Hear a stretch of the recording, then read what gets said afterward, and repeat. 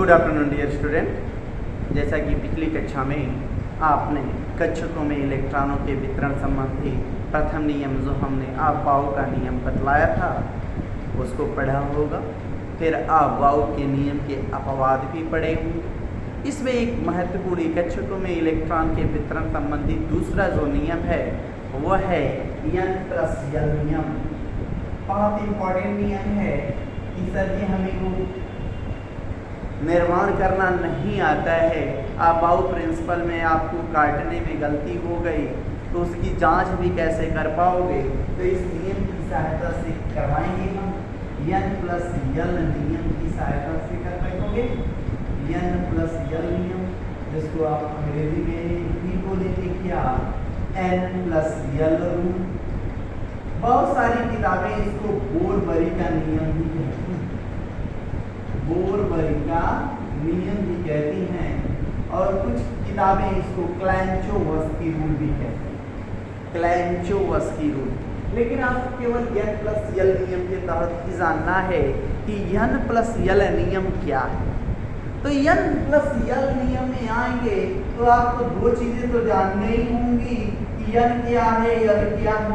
तो N है प्रथम क्वांटम संख्या जिसको आप मुख्य क्वांटम संख्या कहते हैं, मुख्य क्वांटम संख्या। और L क्या है, विगंसी क्वांटम संख्या,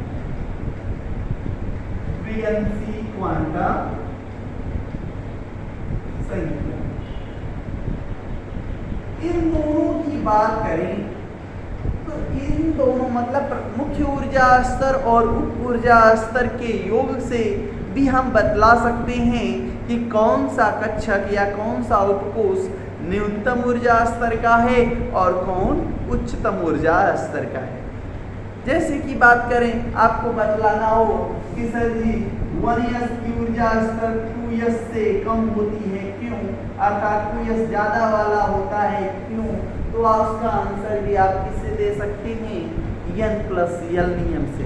अभी तक तो आपने काटने वाला सिस्टम पढ़ा था कि आपने 1s लिख दिया, 2s 2p लिख दिया, 3s 3p और काट रहे थे।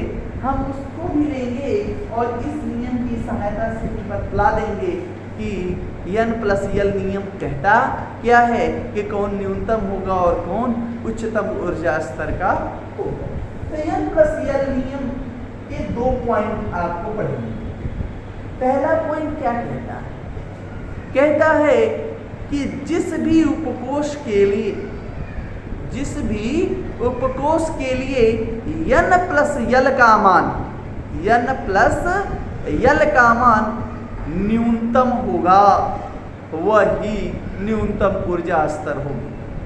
फिर तो सुन लीजिए, जिस उपकोष या कक्षक के लिए N+L का मान न्यूनतम होगा वह न्यूनतम ऊर्जा स्तर का होगा या न्यूनतम ऊर्जा स्तर का होगा, और जिसके लिए उच्च होगा वो उच्चतम ऊर्जा स्तर का हो जाएगा। फिर कहता है ऐसा भी हो सकता है जब दो उपकोष दिए गए हों, जब दो उपकोषों के लिए N+L का मान समान आए, दो या दो से अधिक भी हो सकते हैं, जब दो उपकोषों के लिए N+L का मान एक समान आए तो जिस उपकोष के स्मॉल n का मान मतलब मुख्य क्वांटम संख्या का मान न्यूनतम होगा वही निम्नतम ऊर्जा स्तर का उपकोष होगा। समझ में आई बात, लिख भी लेते हैं इसी बात को। कहता है क्या, नंबर 1 पॉइंट, जिस उपकोष के लिए, इतना ही याद रखना, जिस उपकोष के लिए N+L का मान कम होगा वह निम्नतम ऊर्जा स्तर का होगा,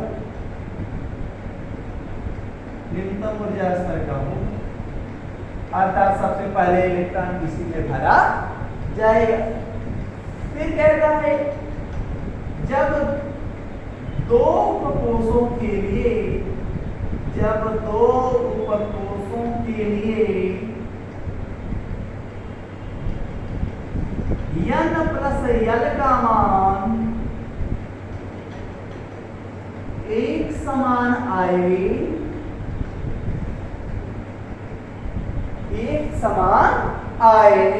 तो क्या करेंगे? तो कहता है जब दो उपकोषों के लिए n प्लस l का मान एक समान होगा तो जिस उपकोष के स्मॉल n का मान कम होगा वह निम्नतम ऊर्जा स्तर का होगा, निम्नतम ऊर्जा स्तर का होगा, और जिसके लिए अधिक होगा वह उच्चतम ऊर्जा स्तर का होगा। यही दो पॉइंट की सहायता से आप ऊर्जा स्तर के बढ़ते हुए क्रम को लिख सकते हो। जैसे कि एक सवाल ले लेते हैं, इसको समझाने का तरीका भी एक सवाल पर ही लेते हैं, वहां समझाते हैं, अच्छे से समझ में आएगा। जैसे बोला जाए 1s 2s 2p 3s 3p 3d 4s 4p 4d 4f हमें कितना ले एनलार्ज। इन सारे आपसे दो ही दो का पूछे जाएगा, अधिकतर दो या तीन का ही रहता है, लेकिन हमने इतना सारा क्रम ले लिया क्योंकि इसमें हम दोनों नियम को इंक्लूड करना चाहते हैं, दोनों नियम को इसके अंदर आपको सिखाना चाहते हैं, इसलिए हमने इसको लिया। कोई बात नहीं, एकदम परेशान ना हो, एकदम सीख जाएंगे आप, ध्यान दीजिएगा।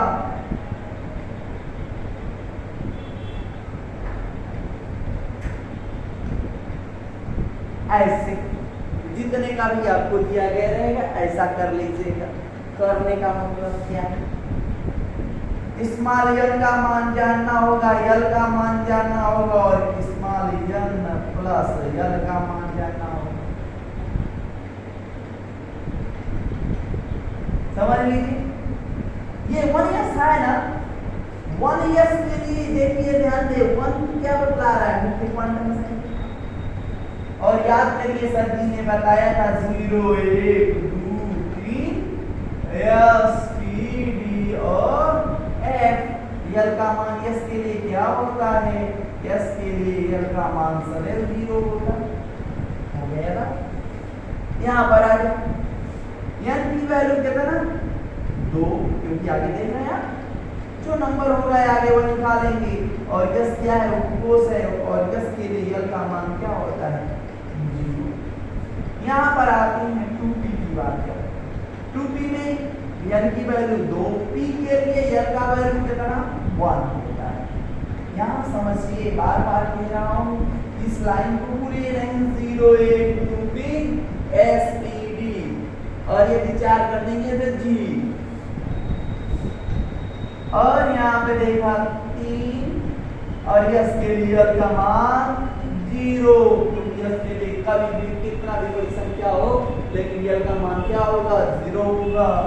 n 3p के लिए n की वैल्यू 3, p के लिए n की वैल्यू 1, यहाँ पे n की वैल्यू 3, b के लिए n की वैल्यू 2, यहाँ पर देखिए n की वैल्यू 4, s के लिए n की वैल्यू 0, n की वैल्यू 4, p के लिए l का वैल्यू 1, n बराबर 4, d के लिए n की वैल्यू 2,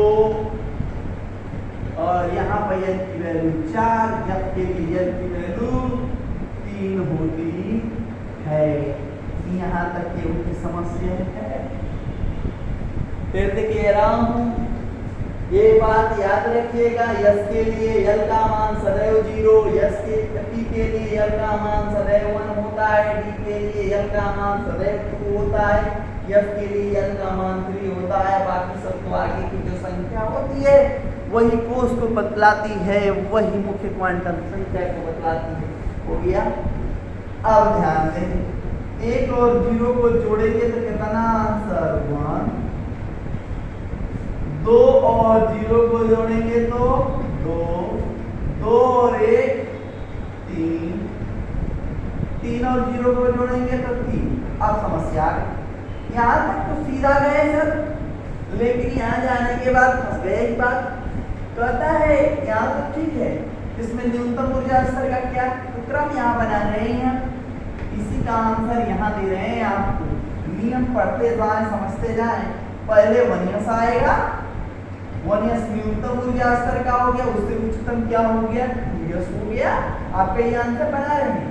देखिए आप ये 2p और 3s आ गया। कहता है कि जब दो उपकोषों के लिए n प्लस l का मान एक समान आए तो जिस उपकोष की n का मान कम होगा वही न्यूनतम होगा, पहले रखा जाएगा। तो बताइए 2p और 3s में इसके लिए दोनों के मान यहाँ समान हो गए तो यहाँ से देखा जाएगा तो यहाँ पर कौन न्यून 2p, पहले 2p रखा जाएगा फिर 3s रखा जाएगा। क्लियर? अब चलते हैं आगे, यहाँ तक तो क्लियर हो गई बात। यहाँ देखिए 3 1 4, 3 2 5, 4 और 0 4। देखिए फिर से 4 4 का लोचा आ गया, 5 तो बड़ा है, 4 4 दिख रहा है क्या? ध्यान दीजिएगा, यह दोनों की वैल्यू दो उपकोषों के लिए n प्लस l का मान समान आए तो किसको रखोगे? जिसके n का मान न्यून होगा उसको पहले रखोगे, जिसका उच्च होगा उसको बाद में रखोगे। तो यही 4 के बाद ये 4 रखाएगा, तो 3p के बाद क्या रखाएगा? 3p के बाद 4s रखा जाए। हो गया। अब कहता है कि 4s रखना के बाद क्या हो? देखिए 4 और 1 ये भी 5 आएगा, ये भी 5 है। देख रहे हैं आप दोनों की वैल्यू क्या है 5 5, ये तो 4 2 6 आएगा और ये 7 आएगा। तो बात यहाँ तो बातें अलग है, 5 5 वाली की बात है। देखिए यहाँ तो ये 5 5 समान है तो n की वैल्यू किसकी कम है? इसकी कम है, इसकी तो ज्यादा है, तो पहले ये रखा जाए। याद करिए कल ही बताया था 10 डी आएगा तो 10 देगा ना, तो देखिए डी से पहले हल गया यस। यहाँ पर फिर से बात आती है, आ जाएंगे किस पे? 3D के बाद क्या रखेंगे? 4p रखेंगे, 4p के बाद 4d रखेंगे क्योंकि 6 है, और ये क्या रखेंगे? फिर उसके बाद सबसे आखिरी में आपने 4s रख दिया, और यही है क्या? ऊर्जा स्तर का आरोही क्रम या बढ़ता क्रम।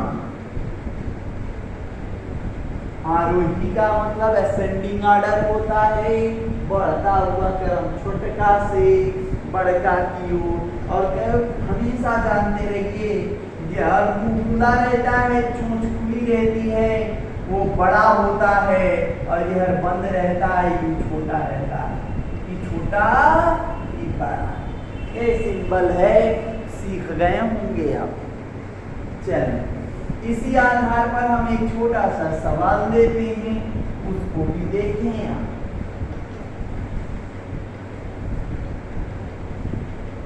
इसको ऐसे ही दाबी में करिए और अच्छा लगेगा आपको।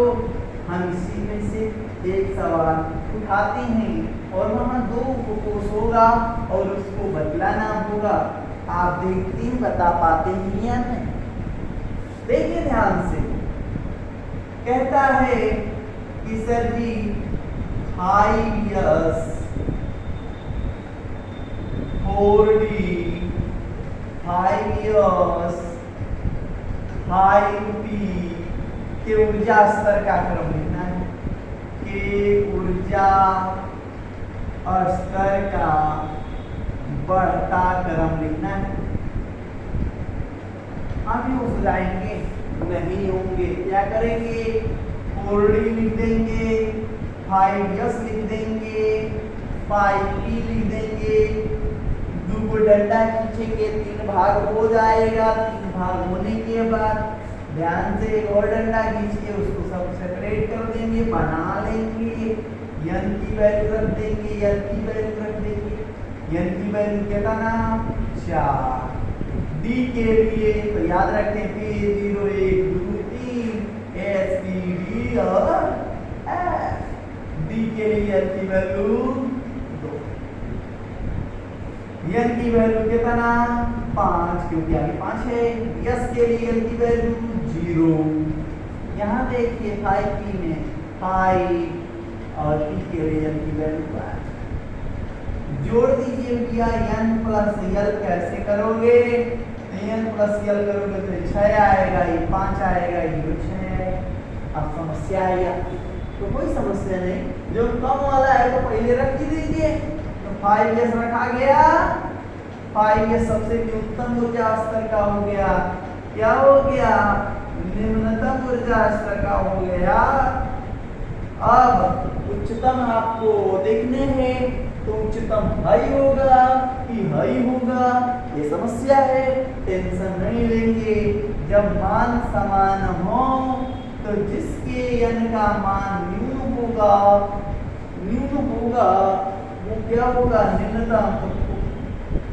5s के बाद 4d याद करिए, d आएगा तो डॉस देगा, तो d आया तो उससे पहले s रहेगा, वो बात की बात है। फिर यहाँ पे आ गई, अब इसमें p की बात आ गई, तो अब आएगा 5p क्योंकि इसके मान उच्च है। जब इसका मान उच्च होगा, उच्चतम ऊर्जा, जिसका मान निम्न होगा वो निम्नतम ऊर्जा स्तर। इन दोनों में भी डिफाइन आपने कर लिया। तो सबसे उच्चतम ऊर्जा स्तर पूछा जाए तो किसको बताओगे, आप 5p को सबसे उच्चतम और 5s को सबसे न्यूनतम ऊर्जा स्तर, इन तीनों में बदला दोगे। क्वेश्चन ये भी पूछा। एक क्वेश्चन और लेते हैं, अब आप उसमें पारंगत हो जाएंगे। जहां तक उम्मीद है समझ में आ रहा होगा। बहुत इंपॉर्टेंट टर्म्स है, इससे रिलेटेड क्वेश्चंस कंपटीशन में तो हमेशा देखे जाएंगे। आपके सब्जेक्ट में भी हैं, लेकिन शायद पढ़ाया जाए, बहुत कम लोग पढ़ाते हैं। हम नहीं कहते हम बहुत अच्छा पढ़ाते हैं, लेकिन आपके लायक पढ़ाते हैं, इतना हम कह सकते हैं। बात कर रहे हैं हम, ऐसे ले लिया, रैंडमनेस ले लिया तो क्या आएगा। सपोज दैट हमने 5 years 5p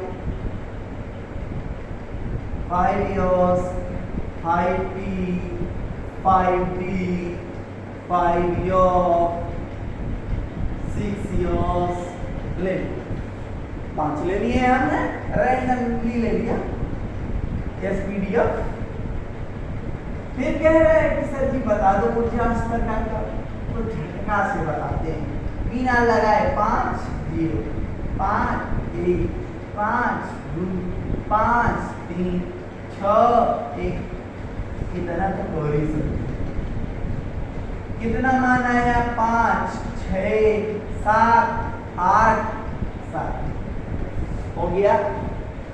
तो 5s के बाद सबसे न्यूनतम ऊर्जा स्तर यही होगा, निम्न हो गया। निम्न के बाद इससे उच्च कौन हुआ, 6 वाला होगा, 5p हो गया। 5p के बाद क्या आएगा, तो कहता है कि 7 नंबर आई, तो 7 में 2 को लोचा, e आई की e, तो कहता कि देखिए जिसके n की वैल्यू न्यून उसको पहले रख दीजिएगा, तो 5p के बाद 5p आ जाएगा। तो ठीक है, 5s 5p 5d 5s 5s, ठीक है। n की वैल्यू 5, d के लिए n की वैल्यू 2 होती है, 5 2 7 6 1 7। तो सबसे न्यून ये है। 5d के बाद आपका आएगा 6s, 6s के बाद आएगा आपका, ये आप कर पाएंगे। कहीं भी सर जी का आ गया तो ये आप देख रहे हैं ये टी है 5t है। इससे पहले क्या आएगा, सॉरी गलती हुई है, ये देखिए हमने भी गलती किया। यस के लिए n की वैल्यू 0 होती है तो डस हम भी समझ गए, डस दिया हमको भी। ये 6s पहले होगा फिर 5d होगा, ये होगा करा, ये है उच्चतम, सबसे उच्चतम कौन 6s, ये है ऊर्जा स्तर का क्रम, क्योंकि ये मान है 6। देखिए इन दोनों में तो पहले 5p आएगा फिर 6 की बात आई तो देखिए 6s आएगा। अब इसमें देख लीजिए ये 5 7 है, ये 8 है, 7 है, ये 8 है। सबसे उच्चतम कौन 5s, सबसे न्यूनतम कौन तो 5s। आप कर पाए इतना आप कर लीजिएगा, टेंशन वही समझने का प्रयास करिएगा। ऊर्जा स्तर में गड़बड़ी कहाँ करते हैं, इधर यल के मान में गड़बड़ी ना होने पाए। 0 1 2 3 S P V F याद रखेंगे, गलती होने के चांसेस हो जाएंगे 0, नहीं होगा गलती। अब आती है बात आगे, अगला टॉपिक क्या है तो आता है अब इलेक्ट्रॉनिक विन्यास करना। तो फिर आपको इलेक्ट्रॉनिक विन्यास करा दिया है, अपवाद भी बता दिया है। अपवाद बताने के बाद आपको एक चीज और समस्या आएगी, सर जी उतना बड़ा बड़ा कैसे किया जाएगा। और दूसरा हमने आज ही आपको जिक्र करने का वादा किया कि कक्षा 9 में जो पढ़ा जाता था कि सर जी हमको SPDF में तो करना आ गया, लेकिन KLM NOP में हमको आज भी 2 8 18 18 32 करते हैं, वो समझ में नहीं आता है कैसे करते हैं।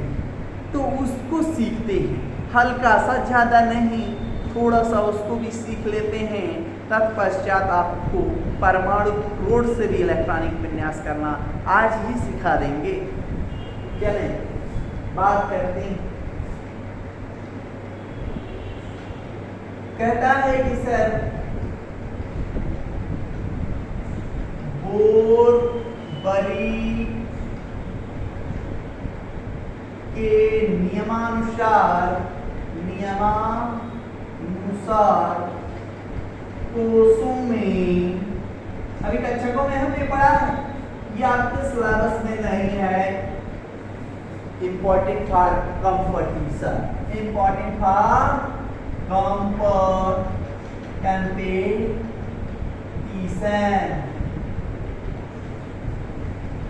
कंपटीशन के लिए ओनली। बोरबरी के नियमानुसार कोषों में इलेक्ट्रॉन का वितरण, याद कर ली एक लाइन, मुख्यतः 2 लाइन हम आपको बताते हैं, आज आपके लिए 3 लाइन देते हैं। 3 लाइन ही आपके लिए रामबाण हो जाएगा, ये करना सीख जाएंगे। पहला नियम आप मान लें कि प्रत्येक कोष में अधिकतम 2n² इलेक्ट्रॉन रह सकते हैं। मतलब अधिकतम की बात है कि मतलब ऐसा होगा तो बहुत ज्यादा रखाएंगे तो 2n² रखेंगे, उससे कम रह सकते। प्रत्येक कोष में अधिकतम 2n² इलेक्ट्रॉन रह सकते हैं। के के लिए n की वैल्यू आप जानते हो 1, L के लिए n की वैल्यू आप जानते हो 2, M के लिए n की वैल्यू आप जानते हो 3 और n के लिए आप जानते हो कितना, इतना तो आप सीखते ही। तो इसमें आप चलोगे तो 2 गुणे 8 का स्क्वायर करोगे तो अधिकतम कितना 2, इसमें 2 गुणे 2 का स्क्वायर कितना अधिकतम 8, 2 गुणे 3 का स्क्वायर बराबर कितना 18 और 2 गुणे 4 का स्क्वायर बराबर कितना अधिकतम 32, क्योंकि 16 गुना के 32। इतना जान ली कि के एल एम एन में के अधिकतम कितने इलेक्ट्रॉन रह सकते हैं, इतने रह सकते हैं, 2n स्क्वायर के बाद रह सकते हैं। अब आपको जो मेन लाइन है वो समझना है, उसको रटना भी नहीं है, समझना है केवल। हम जैसे जैसे बोल रहे हैं उसको समझ लें और वैसे ही समझ लें और वैसे ही करेंगे। जब के कोष में, सुनते रहेंगे बात को, फिर कह रहा हूं, इसको लिखूंगा नहीं। जब के कोष में 2 इलेक्ट्रॉन हो जाए तो यल का भरना शुरू हो जाता है। जब के कोष में 2 इलेक्ट्रॉन हो जाए तो यल का भरना शुरू हो जाता है।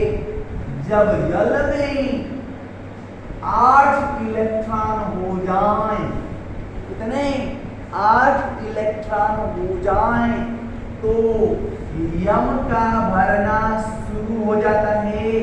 यम मतलब में, यही हम दे दिए हैं, यम का भरना शुरू हो जाता है। और जब यम में 8 इलेक्ट्रॉन हो जाए तो यन का भरना शुरू हो जाता है।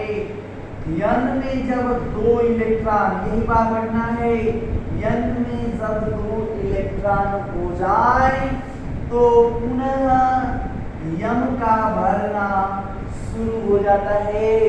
और जब यम में 18 इलेक्ट्रॉन हो जाए, अब यम में क्या हुए, 18, इसमें 2 होने के बाद यम में कितने होने चाहिए, 18 इलेक्ट्रॉन हो जाए तो पुनः यन का भरना शुरू हो जाता है। और यन में जब फिर 8 इलेक्ट्रॉन हो जाए तो ओ का भरना शुरू हो जाता है। ओ में जब 2 इलेक्ट्रॉन हो जाए, जब ओ में 2 इलेक्ट्रॉन हो जाए तो तत्पश्चात फिर से शुरुआत होगी, तब यन का भरना शुरू हो जाता है। जब यन में फिर 18 इलेक्ट्रॉन हो जाए, यन में 18 इलेक्ट्रॉन हो जाए तब फिर O का भरना शुरू हो जाता है। और O में जब 8 इलेक्ट्रॉन हो जाए तो पीछे तब तक इलेक्ट्रॉन भरा जाएगा जब तक कि उसका, फिर 1 मिनट, फिर P का भरना शुरू हो जाता है। P में सब 2 हो जाए तो देखा जाएगा पीछे कितने इलेक्ट्रॉन हो जाए, 32 इलेक्ट्रॉन हो जाए। 32 इलेक्ट्रॉन होने के बाद फिर P का भरना शुरू होगा। थोड़ा सा मोर देन कंफ्यूजिंग समझ में आ रहा होगा, परेशान एकदम ना होंगे। इसको हम आपके बाउ के नियम, जो बाउ सिद्धांत पढ़ाया गया है उससे इलेक्ट्रॉनों का वितरण कराया गया, वहाँ से भी समझाया जा सकता है। ऐसे आपको क्या समझना है वो भी हम आपको बताएंगे, लेकिन इतना जानना होगा और ये जानना होगा कि प्रत्येक कोश के बाहरी, मतलब प्रत्येक तत्व के बाहरी कोश में अधिकतम कितने इलेक्ट्रॉन रह सकते हैं, 8 इलेक्ट्रॉन रह सकते हैं। अपवाद में आपका पैलेडियम होगा जिसमें अधिक इलेक्ट्रॉन दिखाई देंगे, तो बात की बात होगी। चलिए यहाँ पर शुरुआत करते हैं इलेक्ट्रॉनिक विन्यास करना के अलग। तो पहले तो आप छोटा सा कोई ले लिया हमने 11, एक तत्व लिया जिसका परमाणु क्रमांक है 11, एसपीडीएफ में कर दे गए तो 1s2, 2s2, 2p6, 3s1, इतना तो आप जानते हैं। अब इसको हम बोरबरी के नियमानुसार कक्षों में इलेक्ट्रॉन का वितरण पढ़ना है, तो याद रखिए कि पहला कोश ना n बराबर 1 है, ध्यान दीजिएगा।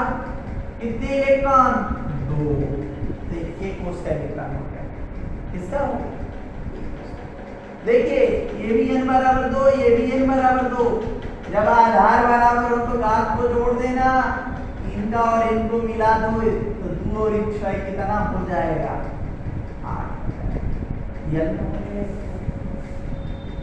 जब यल में 8 हो गया फिर जितना बचा वो यम में चला गया तो यम में कहीं है, क्योंकि n बराबर 3 यम के लिए होता है।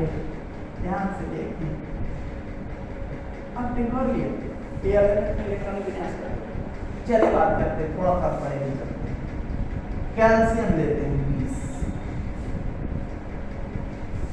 इसको इलेक्ट्रॉनिक विन्यास करें 1s2 2s2 2p6 3s2 3p6 4s2 20 हो गया। 2 2 4 6 10 2 12 6 18 2 20 कैल्शियम का। अब इसमें कैसे हो, देखो के का हो गया, के में कितना है 2, यल में कितना तो ये 2 में जोड़ दिया गया, यही ना 2 2 वाला है 8। ये देखो यम 8, हमने अभी नियम में बताया जब के कोश में 2 इलेक्ट्रॉन हो जाए तो यल का भरना शुरू हो जाता है। यल में जब 8 इलेक्ट्रॉन हो जाए तो यम का भरना शुरू हो जाता है। यम याद करें, अब जब इसमें यम में 8 इलेक्ट्रॉन हो जाए तो यम का भरना शुरू हो जाता है। यम में जब हो जाए 2 तो पुनः शुरुआत होती है। चलिए एक उस पर लिंक कर देते हैं, स्कैंडियम लेते हैं।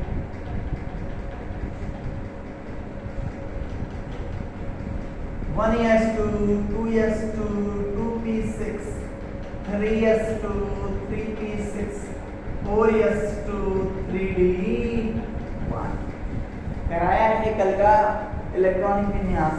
आप ध्यान से देखिए, एक के में 2 हो गया, इसमें कितना हो गया 8 हो गया। अब देखो 3 ये भी है 3 ये भी है और 3 ये भी है, जितने 3 वाले हैं पकड़ लो, पकड़ लिया।